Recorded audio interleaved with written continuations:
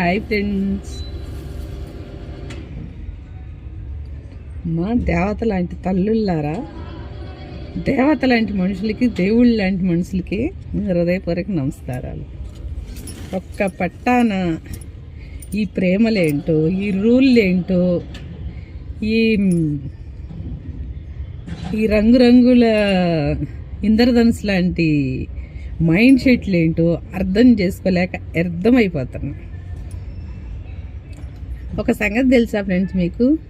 మన పాటికి మనం అనుకుంటాము హాయిగా ఉందాము, అందరినీ కలుపుకొద్దాం, మన బాధ్యత, మన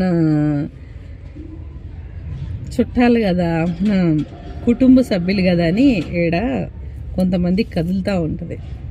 అట్లాంటి వాళ్ళు ఏదో వాళ్ళకి తోచింది వాళ్ళు చేసేసి, వాళ్ళకి తోచింది వాళ్ళు మాట్లాడి కుటుంబాన్ని కాపాడాలని, కుటుంబ విషయాలు బయటికి వెళ్ళకూడదని చాలా అంటే చాలా నేటి కాలంలో కొంతమంది సరిచేయాలి, చక్కబెట్టాలని అగసాట్లు పడి కొన్ని డబ్బులు ఖర్చు పెట్టుకుని టైం వేస్ట్ చేసుకొని కొంతమందితో లోపడి మాట్లాడతారు.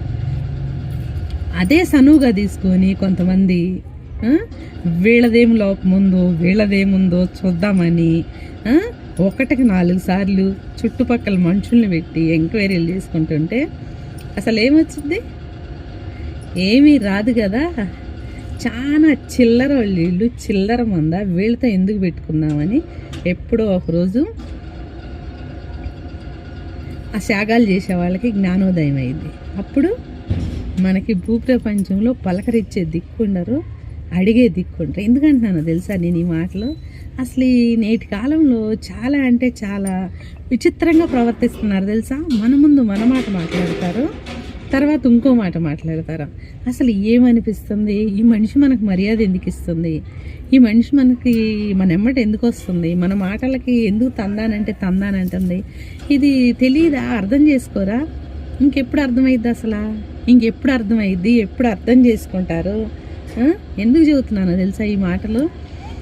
ఏమి చేయకుండానే, ఎక్కడికి వెళ్ళలేదు, ఏం తెలియదు, తిని అచ్చేసి నాంబోతుల్లాగా కొంపలు ముంచుకుంటా, మందిని మాటలతో సంపుకుంటా ఊరి మీద తిరుగుతున్నా మీకే ఇన్ని తెలివితేటలుంటే 10 మందిని చక్కబెట్టి, కుటుంబాలు చక్కబెట్టి, 100 మందిని కాపాడుకుంటా, కొంతమందికి లైఫ్ ఇచ్చుకుంటా ఉండే వాళ్ళకి ఎంత ఉంటుంది? ఒక్కసారి ఆలోచించండి. ఎంత తెలివి ఉంటుంది, ఎంత నెట్వర్క్ ఉంటుంది, ఎన్ని ఆలోచనలు వస్తాయి.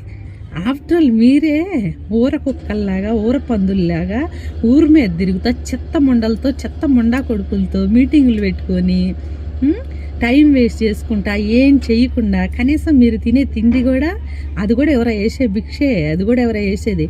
ఒక్క రోజన్నా సరే ₹1 సంపాదించి బట్టలు కొన్నారా? ₹1 సంపాదించి తిన్నారా? ఇది ఏం తెలీదు. ఎందుకు నాకు అర్థం కాలేదు? ఎందుకు వాళ్ళ సంగతులు మీకు? ఏం చేద్దామని, ఏం సాధిద్దామని అసలు తెలుసుకుని ఏం చేస్తారు? తెలియగల వాళ్ళు ఏం చేస్తారా తెలుసా? ఎప్పుడు ఎవరి గురించి ఆలోచించరు, ఎవరి గురించి మాట్లాడరు. వాళ్ళకి ఆటోమేటిక్గా అన్నీ మంచిగా జరుగుతాయి. అర్థమైందా? ఇన్ని నాటకాలు, ఇన్ని వింతలు, విచిత్రాలు, విడ్డూరాలు. అసలు ఏం చూసుకొని ఏం చేద్దామని? ఎవరిని ఏం చేస్తారు? మిమ్మల్నే మీరు చక్కబెట్టుకోలేకపోయారు. మీరే రోడ్ల మీద బతుకుతున్నారు, రోడ్డు మీద కుక్కలు అయ్యారు. ఇంకా వేరే వాళ్ళని తెలుసుకొని ఏం చేస్తారు? ఎప్పటికీ ఏం జరుగుతుంది ఏం చేస్తారు అసలు?